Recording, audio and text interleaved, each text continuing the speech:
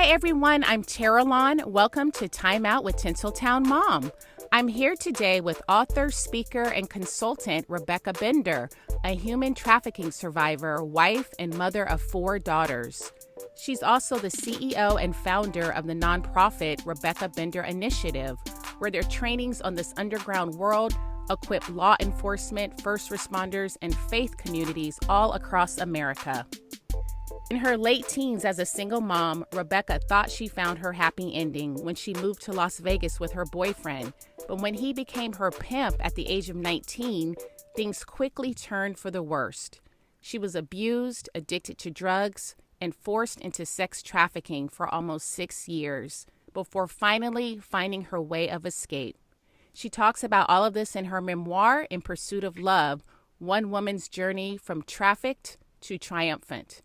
On this episode, we're going to talk about her journey out of the sex trafficking industry, plus ways to help our kids avoid this destructive path.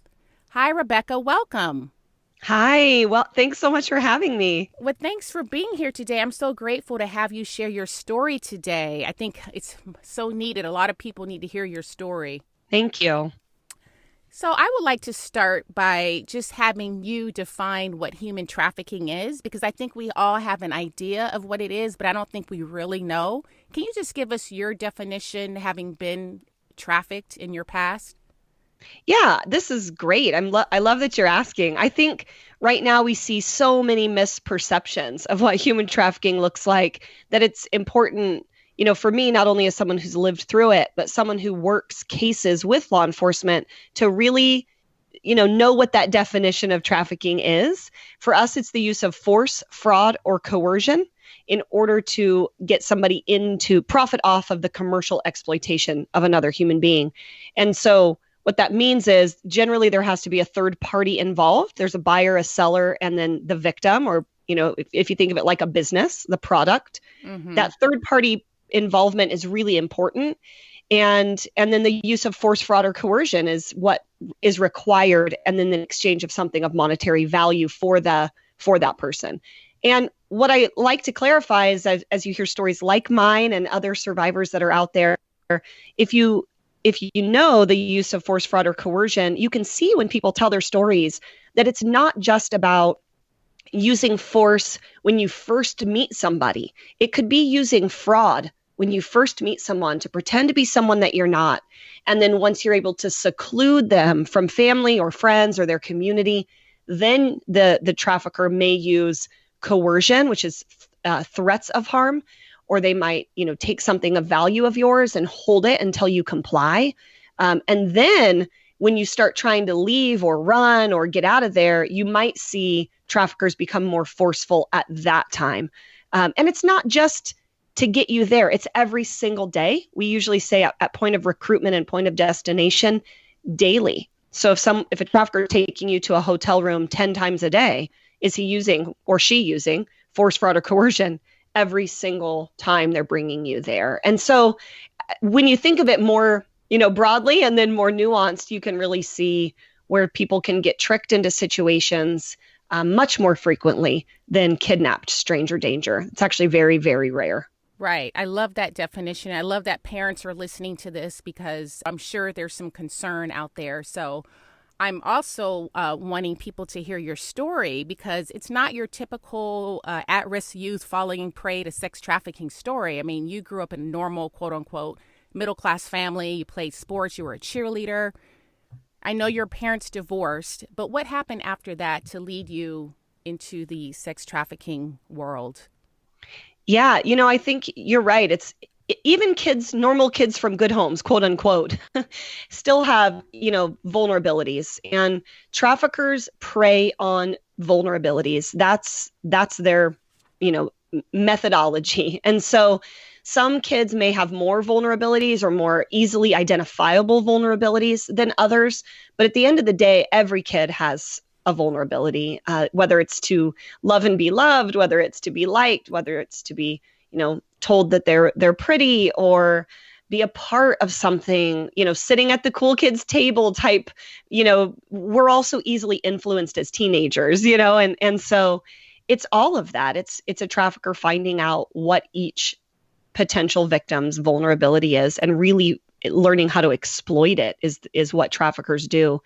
In my case, yeah, my parents' divorce created some vulnerabilities in me. It was a very ugly divorce, left me from about 9 to 13 feeling really alone, really unwanted, and really unimportant. They're really such an ugly divorce. They're fighting over who gets what, and they're fighting over me, and they're fighting over everything. And as an only child, my dad's alcoholism was really the root of the vulnerability. And so for those 3 years, I'd show up at his visitation and he would just drink and not really notice me. And so, it feels like something small compared to when we know the majority of kids that are being trafficked are coming out of foster care. They are been hugely desensitized to violence in the home or sexual abuse. And so it's important to know that all of these vulnerabilities, there's a variety of vulnerabilities, and that's what traffickers target. After I got out of high school, I was a gregarious, outgoing kid in high school, involved in lots of activities and sports, cheerleader, varsity, goalie for the soccer team. I graduated high school even a year early. I had enough credits by my junior year, got accepted into Oregon State University. I had my dorm room assigned and was really excited to get out of my small town and see the world. And then I ended up finding out I was pregnant, and I unenrolled from the university and gave up my dorm room. And that's when a lot of those vulnerabilities resurfaced, feeling alone, unwanted, unimportant. And you obviously can't identify that as a young person. You're not like, I think due to the vulnerabilities of my, you're just kind of sitting in your feelings. And that's when I met a young man that seemed to have all the answers to scale my dreams and support my daughter and all the solutions. And right. Rebecca, can I interrupt you? Yeah. I think this is important also. Now, how did you meet him? Was this just like a regular meeting, or did he go after you really hard? Like, how did that happen? We met at a restaurant that was on a college campus. And yeah, I think that's a great point you bring up. Traffickers, what their common tactics are is traffickers cast the net really wide. And what I mean by that is they might, and we've seen this when working cases with law enforcement, they will literally send out 100 DMs into young people's inboxes on social media a day, 100 a day. And they'll say, well, maybe 10 will respond. And out of those 10, we'll start chatting with a few. And out of 10, maybe 2 will actually give me their phone number. And then it's those 2 that they hone in on. And traffickers are always looking for more victims, their next victim, because things happen with victims, right? Victims end up running, they might get arrested. There might be even more unfortunate circumstances where maybe they're murdered. I mean, women involved in and teens involved in prostitution have really high rates of homicide. And so what happens then is traffickers are always in that net casting mode, for lack of better words. So if they're in a town, they might be DMing 100 people a day. They're also trying to collect phone numbers at shopping malls and restaurants and anywhere where they might be hanging out. Now with shelter in place orders during COVID, which I know is taking, whenever people are listening to this is still such a huge moment in our history. Online is where most people are hanging out now. And so we have to be even more diligent to know that traffickers are reaching out to your kids, and they're going to see who responds.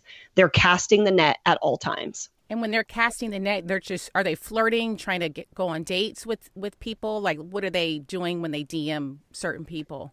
Yeah, first is just getting to know you. Hey, you look pretty. Hey, where are you from? Hey, what do you like to do? I'd like to get to know you. Think we could chat sometime. And it's very low pressure. I think what we are teaching our kids to look for stranger danger, or we're teaching them to reach out if you're in trouble. What we need to be teaching is to pull that curtain back, or that boundary line back way, way, way further, so that when someone is just barely starting to get to know you, how do you look into them? How do you figure out who they are? How do you figure out if they're, actually who they say they are? What are some things we can talk to when our kids just simply feel uncomfortable, right? Like, what do we do? How do we teach them to reach out when someone is just barely starting to push a boundary, instead of waiting till it's gotten to the very far extreme? And you think about the Epstein case, for example, the victims of Epstein, those young girls, they went home to their parents every single night. They went to school every single day, and nobody noticed. because we were teaching our kids to look for only stranger danger. And I don't think that we are being thoughtful as parents to teach our kids when just the first boundary begins getting crossed. What happens when someone that you don't know that you like puts their hand on your thigh? What do you do? How do you get out of those situations? How can we talk about, creating open lines of communication so your kids will talk to you when something like that happens? It's pulling it back, I think, a lot further than getting so far that now it's a real emergency. You know what I mean? Yes. Yeah. That's so important that you said that. So continuing with your story, how did it happen for you? Yeah. So just at a restaurant, cute guy got my phone number, thinking it was really no big deal. Starts, talking to me. We're, barely texting. This was so long ago. Texting isn't nearly what it is today. But I know. we began chatting on the phone. I had already started having my boundaries crossed pretty far. I'd just started working in a strip club as a single mom. It was really kind of normalized in my upbringing. My aunt had been a dancer. My roommate was a dancer. And so I just went with her one night because I was a broke single mom trying to put myself through college. And she told me it wasn't that bad. And you just, so I went with her. So I'd already had some of my own hypersexual boundaries starting to get pushed and expanded. And so I told him that, which I think, he even more honed in on that, like, oh, she's already halfway there, so to speak. And just continued, the relationship grew, and he dated me for 6 months. He pretended completely to be someone he was not. He lied about his age. He lied about his job. You're talking about the epitome of fraud at point of recruitment. Right. This is that. And how old was he? He said he was 24. He ended up being substantially older than that, maybe 28. I can't totally remember. I'd have to go review what law enforcement file, but I just remember learning from law enforcement that he was not 24. He was older than he said he was. Right. And were you 18 or 19 at the time? I had just turned 18 when we started. I think I was between 18 and 19. By the time we moved to Vegas, which is what he told me his job was, relocating him, then that's when things started to, I think I was about 19 by the time we moved. Okay. And how old was your daughter at the time? She was a baby at first. She's maybe 6 months, eight months, under 1 for sure. And then by the time we dated for another 6 months and then moved, she was around 1, maybe a year and a half. Okay. Maybe close to 2. I'm trying to think. I think it was 01 when I moved. Yeah. I'd have to go look through my timeline. We won't hold you accountable for that. I didn't pull out my notes. It's been so long ago. And also It's hard to remember sometimes with trauma. You're like, did I move in January or April? I don't know. And if my birthday's in between that, then that makes a real difference on whether someone, is 18 or 19. Either way, it's around that time. Yeah, you were young. So you moved to Vegas, and that's when you found out he was a fraud, right? Yeah, the day that we arrived, he had his brother help us move. His brother drove the U-Haul for us. I met his brother lots. Seemed like a natural progression of a relationship when you meet the family. And so no big red flags there. And then he told me that he wanted to take me out on the town. I'd borrowed my friend's fake ID. I always say it's pre-Jesus. Don't judge me. 19 with a fake ID in Vegas and ready to go to the club and just, living your best life, thinking, man, I'm finally out of my small town and there's this whole world. And I was always kind of a kid up for an adventure. So I was really enamored. I felt like the New York City. I just felt like this small town girl and enamored with the lights. And instead of taking me to a nightclub, he took me to an escort service. It was on a dead end street. And he told me that he'd spent a lot of money to get me there. And that was money he was using for his job. And I remember feeling really embarrassed that I didn't know how much it cost to move. I felt like this young girl with this older guy that had this promising career that I was, putting a wrench in, so to speak. And he told me that I needed to get the money back and that I should go into the escort service and sign up. And I remember saying, escort sounds like prostitution. No way. And he said, no, this is how it works in Vegas. This is how they send dancers to those really nice suites. And, you've already been in the club. Don't act like you haven't been in like a bathing suit at the pool. It's not going to be that big of a deal. And I thought, well, he's in the entertainment industry. He knows better than I do. Maybe I can trust him. I love him. He loves me. So you kind of justify. And even still, I was like, yeah, I don't know. Like escort, though, really sounds like prostitution. I'm not that naive. I'm from a small town. I'm not that naive. Yeah. And that's when he slapped me across the face. And he said, you're going to go in that room and you're going to get my money back. And I had all the emotions of a young girl being hit for the first time. And then I also had this moment where I thought, I don't know where my baby is. I don't know my address by heart. I didn't write it down. I didn't send it home to my mom. Like, even if I wanted to jump out right now, how would I get back to my daughter? Right. And so I pushed down those fears and I complied, and I just hoped it would be better tomorrow and that I could trust him and then it would just be dancing and that things would be better tomorrow was just what I kept saying. And I went in that room and signed up thinking, I just need to get home to my baby. Things will be better tomorrow. I can trust him. You kind of push down those pricks in your conscience and move forward. Right. Now, were you with the same pimp for the duration? I ended up being kind of traded and sold, and they call it choosing up. Of course, it's lingo that traffickers make up, not lingo that we use, but they call it choosing up. So between 3 different traffickers over nearly 6 years. But I was with this one for about a year and a half before I became a full-blown addict. I started using drugs to mask how I was feeling, and my family came and took my daughter from me, and then I went into a girls' home to get treatment. And after that, I went back to my trafficker thinking, now that I don't have drugs, he won't force me to do this anymore. And I didn't call him a trafficker at the time. I thought I'll go back to my boyfriend and now, we'll get back to how it was supposed to be. You're a young person and you really feel like you found the one. Right. And you fall head over heels. I mean, this time you've been in a relationship with them almost 2 years. That's a long time for a young person. Right. I've thought, I love this man, and he's telling me now it's because I'm using drugs. And so it always was this excuse of why I had to keep doing it. It wasn't just this like light switch. It was this dangling kind of carrot that you follow until it really starts hitting you. Like, am I ever going to get off of this hamster wheel? Am I ever going to, pay for the move and then pay for the new car and then pay for the drug? Like it just like it continues until it hits you.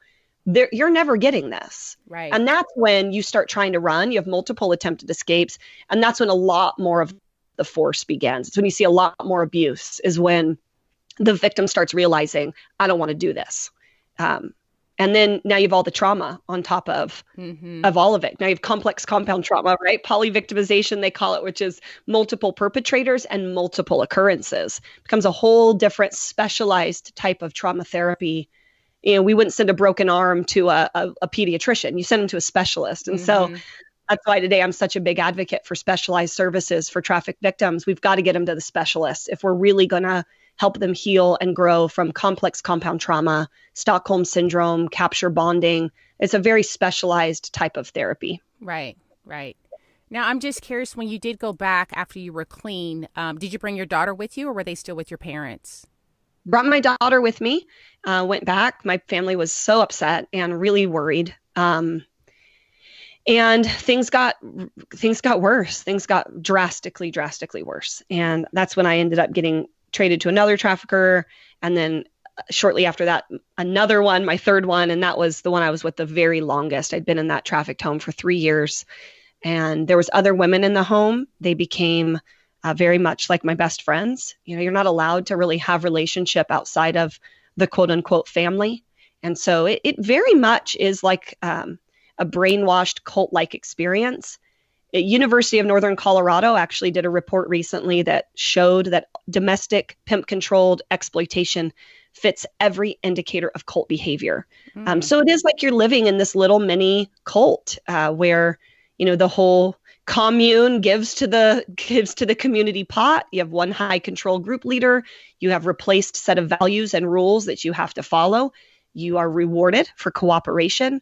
You are punished for non-cooperation, and not just physical punishment, but sleep deprivation, food deprivation, social ostracism. We'd have girls sent out to legal brothels as a form of punishment. They weren't allowed to stay in the home with their kids or with their, the family. And so people don't realize traffickers are very, very good at figuring out how to use mind control.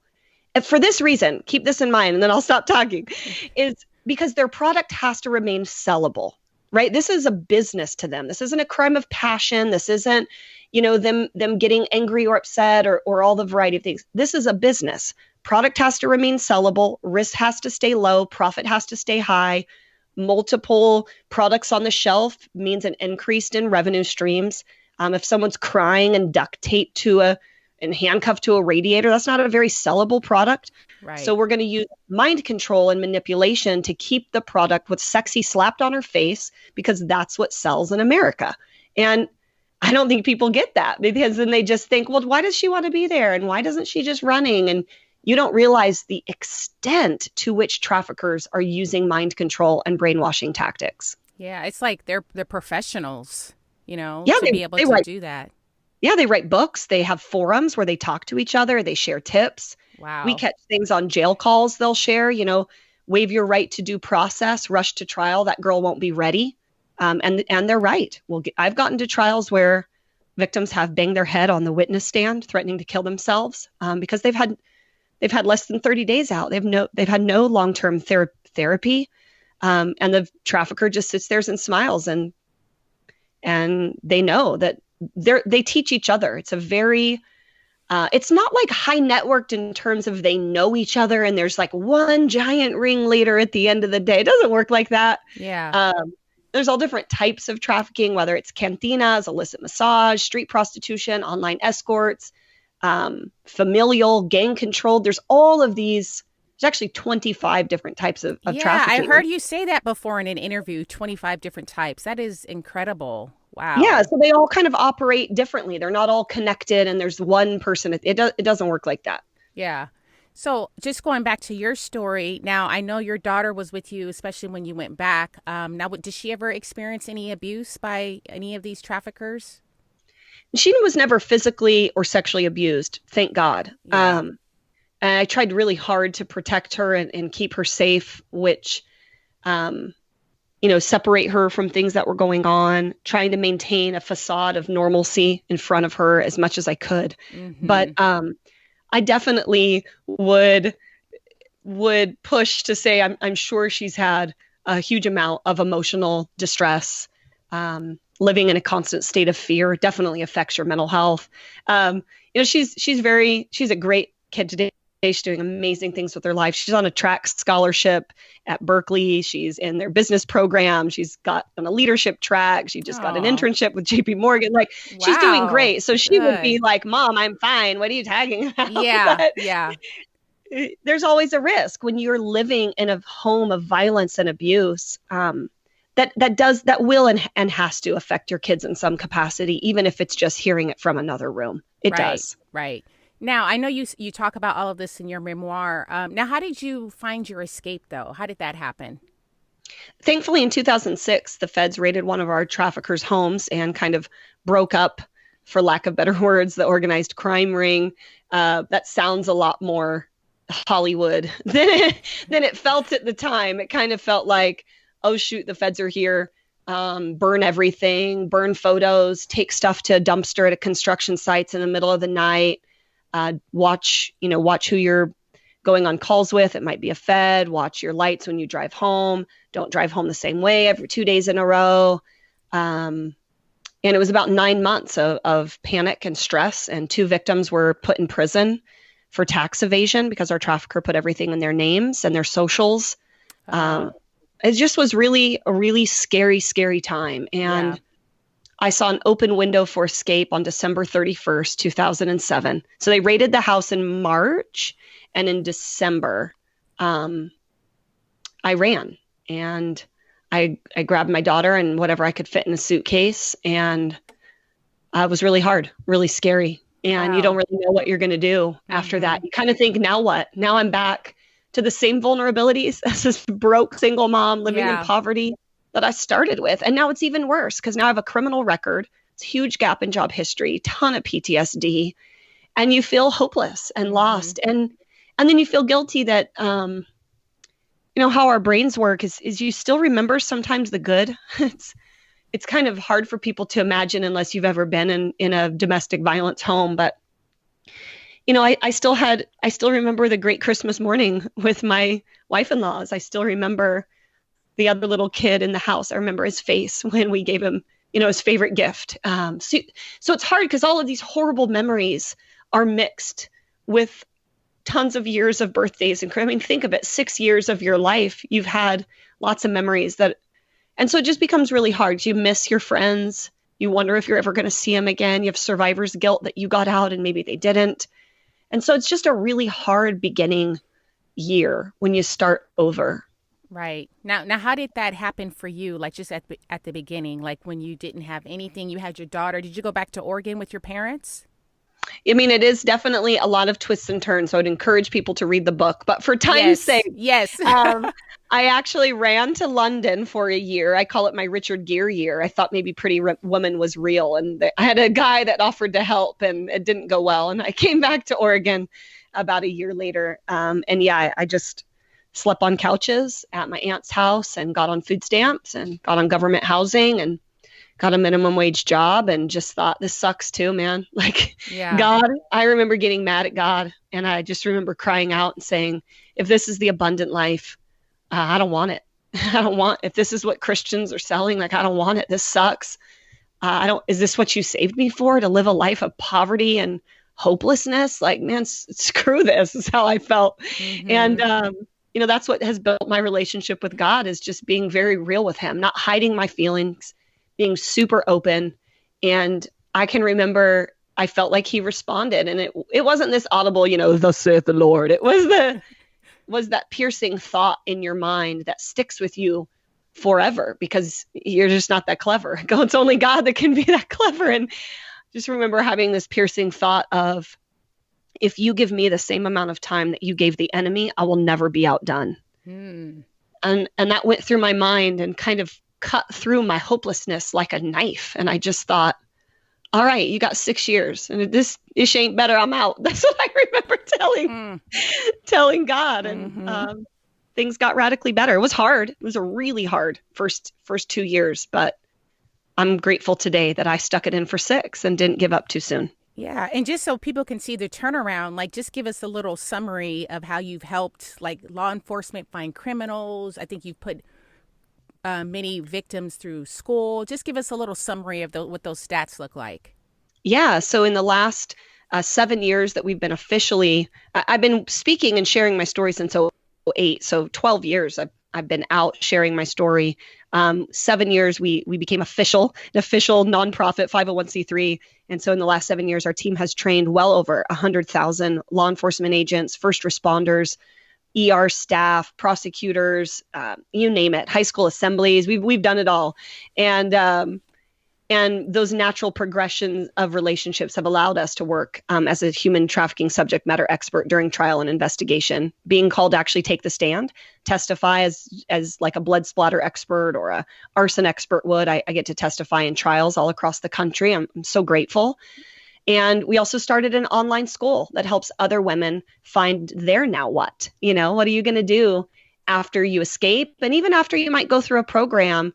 But then there's that moment of, what am I going to do with the rest of my life? How do I stay economically empowered, shoot for purpose, and find my skill set and my gifts? And a lot of survivors, they've never been shown or had the opportunity to explore what they're good at. And we provide an opportunity for them to do that. This month, we celebrate 777 survivors going through our program. Wow. In 8 countries and 3 languages. So that is so amazing. Yeah, God has done a ton in the last 7 years, and I'm so grateful to feel like what I've been through wasn't for nothing. Right. And, oh my goodness, you've helped so many people. Now I know you're married now. You have 4 daughters. How old are they? 6, 8, 10, and my 20-year-old. Yep. Wow. Now you as a parent, now how do you talk to your daughters about stranger danger? Like, I don't know, what's the word that you use? Just dangers in general from predators. Like, what are some of your strategies that you can help us with? Yes, this is something I'm so passionate about right now. So I'm so glad you're asking. And if no one's listened to anything up until now, this is the one thing you want to grab a pen and Oh, paper I'm for. sure they're listening though, but Yeah, go ahead, Rebecca. yeah, I'm just kidding. Grab a pen, grab a notepad. This is the Yep. notes we want you to give. And so here's the thing. Different different types of crime determine predatory behavior, right? If I'm going to kidnap someone, like Elizabeth Smart's situation, that's a very different predatory behavior than someone who is wanting to produce child sex abuse material. Another word for child porn, but it's kind of an old term people don't use anymore in law enforcement. It's called CSAMs, child sexual abuse material. And so those are two very different types of crimes. And predators will target their prey very differently based on what the crime they want to commit, right? And so when you think of it from that perspective, if we're only teaching our kids one way to look all the time, we are literally missing ways to truly protect our children based on age. And so when I talk to my kids about exploitation and just, I don't generally use that term with the younger ones, being honest, just saying like, hey, you just want to be safe. You just want to be smart. That's it. Just safe and smart. And sometimes we use with the little one, the movie Frozen to say, Hans pretended he was someone he wasn't to get the keys to the kingdom. You just got to trust your sisters, trust your family's input.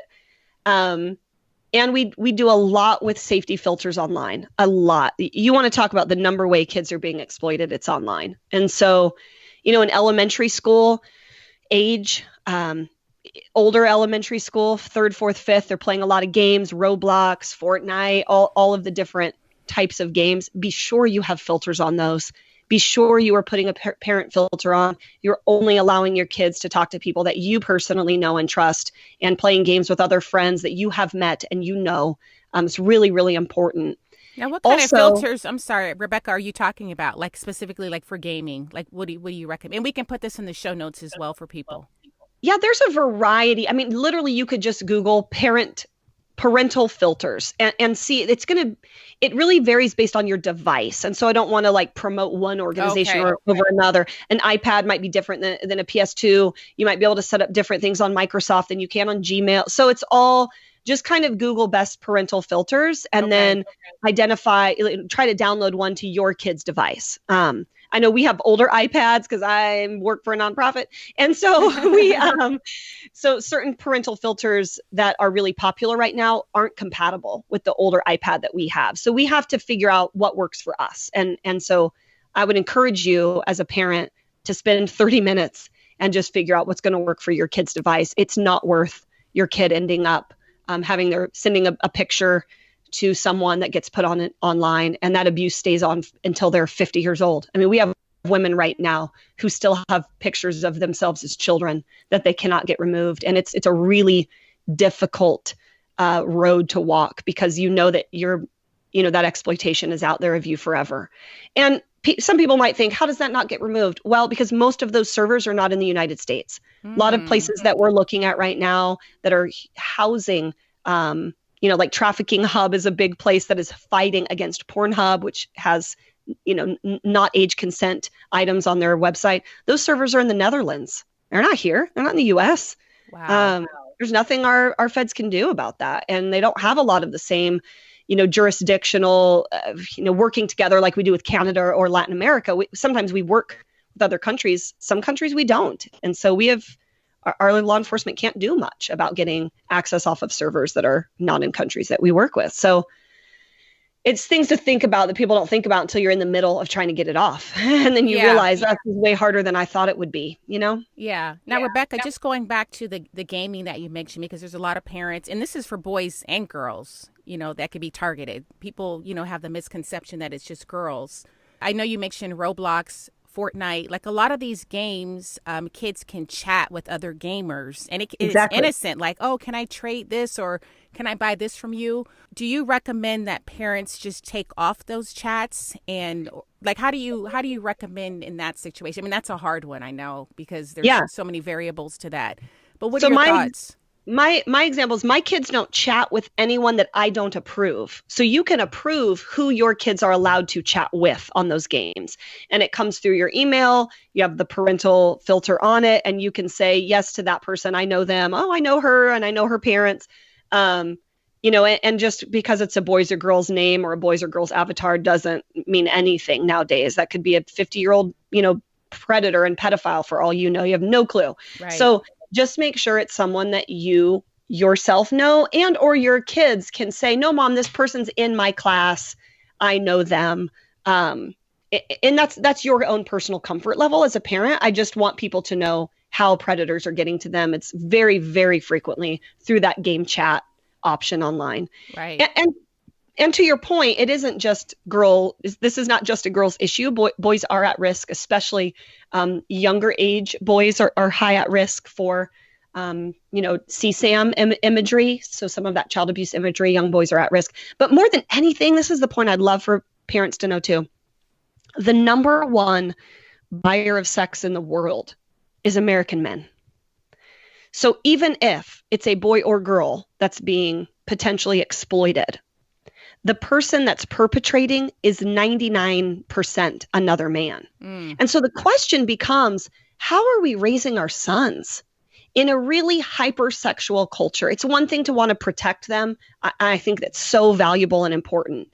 It's also another conversation as kids, as young men begin to grow into puberty and adolescence and maturity. How are we raising our young men in this really hypersexual culture? Right. To not objectify, to not get caught up in major pornography.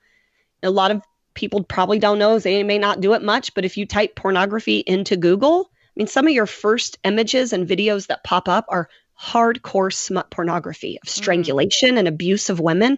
If this is the first interaction that your son is having with arousal, chemically in their little brains, that's a connection that's going to be harder to break. And so I know they're hard conversations to hear, but we've got to know what's out there. If we just put our heads in the sand and think everything's like it was back in 1985, we are really doing our young men a disservice. We need to let them know what's out there and why it's dangerous to just kind of free form online, or even if you have filters on your own, the kid at the locker next to him at school might not. How do we teach our kids to look away, to use self-control, to build up character mass, as my friend Tom Perez says from Demand Project? How do we build up character muscle in our sons to shift a generation and how hypersexuality has increased the purchase of human beings? How can we do that as parents? Yeah, I agree with you. I had an episode where we talked about protecting kids from pornography, and people are surprised to know that even kids can become addicted to pornography. The person I had on, she wrote this book because one of the boys in the family was abusing his siblings. And it started with pornography, and it just grew from that. And even he's an adult today, and he's still having this issue as an adult. Like, it's still an addiction for him. So it's very dangerous and destructive. I'm so glad you brought that up. Are there any other practical tips that you can think for parents listening? I know we're going to kind of wind down. I could talk to you probably for another hour. It's totally fine. Yeah, I'll go quick. So elementary school, you want to make sure you're knowing who is befriending you. In most times when young children are at risk for any form of abuse or exploitation or trafficking, any of it broadly, right? You need to be careful who's grooming you as the parent, especially if you are a single mom or if you're a grandparent that has custody of your grandchildren. Who's that person that's showing up a lot to volunteer, to help, to give rides? Be very, very thoughtful, getting to know who they are, not letting your children be alone with someone that's trying to connect too much. That's typically where we see predators for very small children. Target is the adult in that children's life. So just be thoughtful around that if you're a parent or a guardian. Middle school, definitely want to increase all of those parental filters and gaming, and talk about what to look for, what questions to ask, and some of those first boundaries. If someone asks you for any photo, even a smiling just school pic, that's a red flag. They're beginning to test that child's boundary. Does that child say, no, my mom said I ain't sending no pictures? Or does a kid take a sweet normal, innocent photo of themselves smiling and send it, that predator is checking. The predator is checking if this person has any kind of red flag mechanism that's been talked to. So talk to your kids about even just those very beginning boundaries. And then by the time you get to high school and young adult and college, obviously want to talk a lot about social media, what people are going to slide into your DMs and just start conversations. Talk to kids as they get older about how to really know what to do when those boundaries begin getting pressed. They will. All of us have. We've all been at a high school party where we felt uncomfortable. We see something we didn't. Talk to your kids about how to get out of situations that they feel uncomfortable in, right? Do you have a ride shared app like Uber or Lyft downloaded to your kid's phone, and they can leave at any time? Because if the person that drove them is making them feel uncomfortable, you want them to be able to get out of the situation when they want to get out. Have you talked to them about excuses they could say? Hey, you're going to a party tonight. We want to trust you. I'm proud of you. If you feel uncomfortable tonight, what are you going to say that lets you get out of the room quickly? And do you have Uber downloaded and is it ready? Just being thoughtful to have backup plans that kids have even thought through, because that's, I think, the bigger thing. They get into uncomfortable situations and they just freeze because they don't know what to do. And then the 20-year-old boy at the party puts his hand on that 15-year-old girl's leg and she feels uncomfortable, but there's also so many hormones she doesn't know it. And you just have to not be shocked when your kids talk to you about it. Keep a straight face, keep open lines of communication, and be thoughtful about ways that unhealthy people are going to try to fit in and blend in with the crowd in order to gain access. Does that help? Does that make sense? Oh yeah, that was so great, Rebecca. Those are such great tips. Just quickly, like for a parent maybe listening who maybe their teenager is dating someone that maybe they don't care for, they don't know why they don't like them. Like, is there any signs that a parent can look out for if they suspect maybe the person their child is dating is a trafficker, or is that too hard to kind of decipher? No, that's absolutely a great one. We actually have a red flag brochure. You can text flags to 33777 and it will download right to your phone all of our red flags. There's over 15, they're probably close to 20. But some quick ideas for people to keep in mind are if your child is dating someone that you suspect may be a trafficker, it's going to makes frequent trips out of town. The trafficker does. Oftentimes has a job that no one can actually visit, which right now during COVID makes it really hard. Yeah. But, go online. Do they have a website? Is it registered as an LLC and a Secretary of State? If they're like, no, they're a contractor, they're a creative, well, then we've got a red flag that we want to consider. Is your child experiencing or showing signs of hypersexuality? Are they getting more hypersexual in their attire, in their mannerisms, in what they're posting online? Are they suddenly having money or items that you haven't bought and you don't know how they can afford, right? I mean, this was literally the number one red flag that tipped off the Epstein case in its final time. I know there's multiple accusations, but in that final time, it was because a mom noticed that her daughter had too much money in a top drawer. How'd you get all this money? Where's this coming from? And the 911 call, she calls and says, my kid has too much money. So are we looking for some of those little things? And if 3 or more exist on your red flag, I would definitely call the human trafficking hotline, identify who the anti-trafficking organization is in your community, reach out to them, see if you can't get a detective to come take a report from you, a human trafficking detective specifically, not just a patrol cop, because they don't generally have trafficking training. It's little things like that. You can always reach out to us. We'll be happy to try to direct you to the right place. The hotline would help get you in touch with a human trafficking detective in your community. But those are some things that I would encourage people to look for. And again, 3 or more, start making some phone calls. Just try to talk to your kid, maybe get them into a support group, or say, we really want you to meet with some survivors. There's lots of ways from there you want to go into triage for a potential concern. But be alert, be aware. It's not just going to be stranger danger. It's actually less than 1% is kidnapping and trafficking situations. Mm-hmm. It's always someone that the kid thinks they know and trust. So keep an eye out and reach out if you suspect something. We'd be happy to help. Wow, this is excellent information. Thank you so much, Rebecca, for being on today. Thank you so much for having me. I'm just fire hosing info, so sorry if I'm talking. No, I literally can talk to you for another hour. I'm not joking. Now, where can people find you if they want to know more information about you or the services that you provide? Yeah, you can go to our website, RebeccaBender.org. Everything's on there, from newsletter sign up to our social media buttons. So whichever one is your preference. And we have lots of resources on our resource page where you can take a Find Your Lane quiz if you're interested in getting involved in fighting human trafficking. We've got a fun interactive quiz to help match your personality with the different ways to fight trafficking. We tried to make a hard topic palatable by making it kind of funny. And human trafficking is not a funny issue, but sometimes it can feel so overwhelming. We want people to know there is hope and there is joy in fighting for cultural change and to making a difference in your country and community and state. And also there's joy in helping people find hope after exploitation. It's nothing better than seeing a survivor get her first job, get out, get her kids back, get into her first apartment. That's why we do it. And so take the quiz, find your lane, and plug in any capacity that you have. Perfect. Thank you so much, Rebecca. It was such a pleasure speaking to you. Thank you. Thank you.